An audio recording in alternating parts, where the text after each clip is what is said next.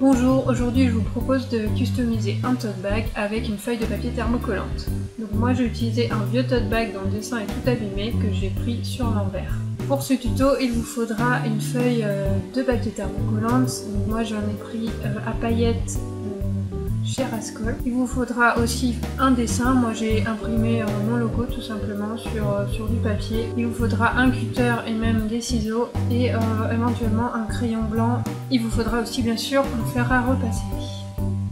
La première étape consiste à découper l'intérieur de notre motif.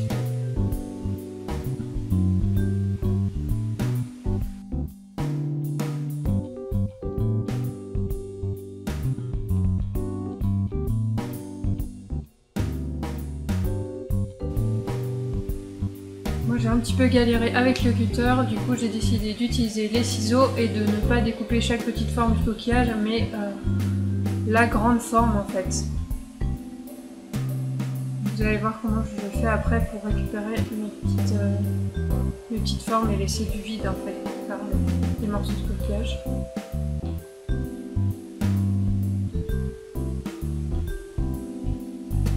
Une fois qu'on a tout évidé,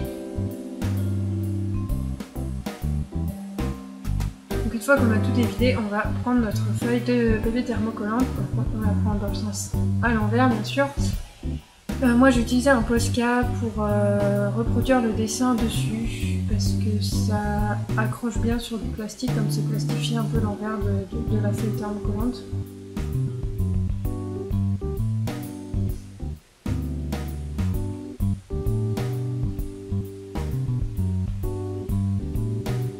Donc j'ai tout simplement, dans un premier temps, passer les contours rapidement. Pas besoin d'être hyper précis non plus, mais...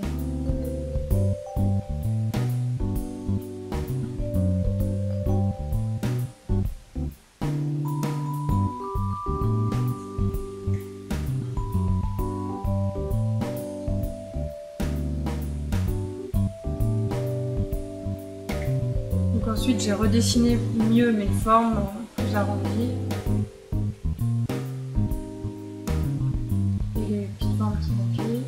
J'ai retracé tous mes traits à la main. C'est plus simple que de découper précisément mon papier base.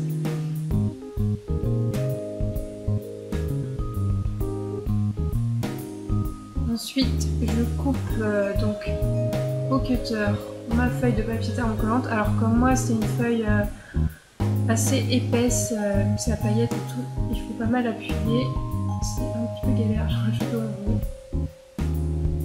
Après, j'utilise le ciseau pour peaufiner un peu. Pas une grande faute du cutter.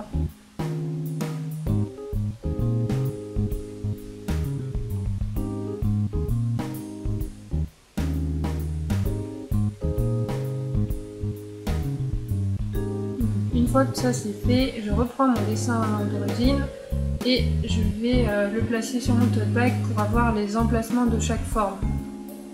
Et encore, c'est vraiment juste pour se donner un ordre d'idée, pas besoin d'être très précis. C'est juste pour savoir où placer chaque petite forme.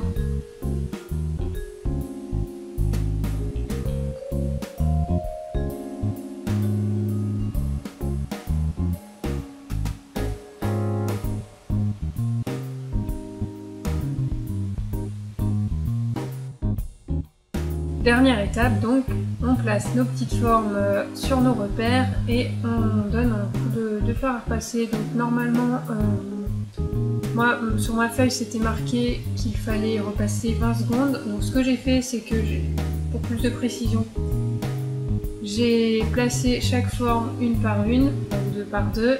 Je les ai repassées un peu rapidement pour qu'elles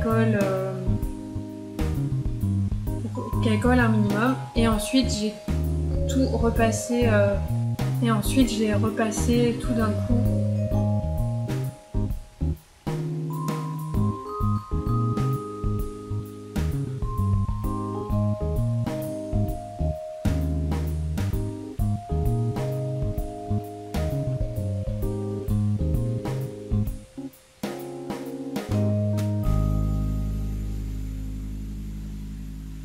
Donc j'utilise, oui, j'ai pas précisé, j'utilise une serviette comme pâte mouille pour ne pas appliquer le fer directement sur le papier plastique.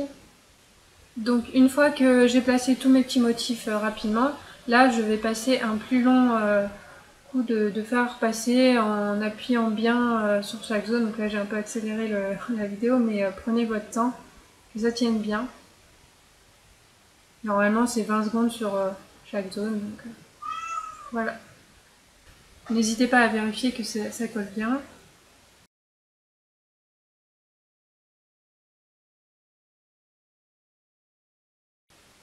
Alors la dernière étape, c'est d'enlever la protection plastique qui est par-dessus le motif. Et c'est là que la magie opère.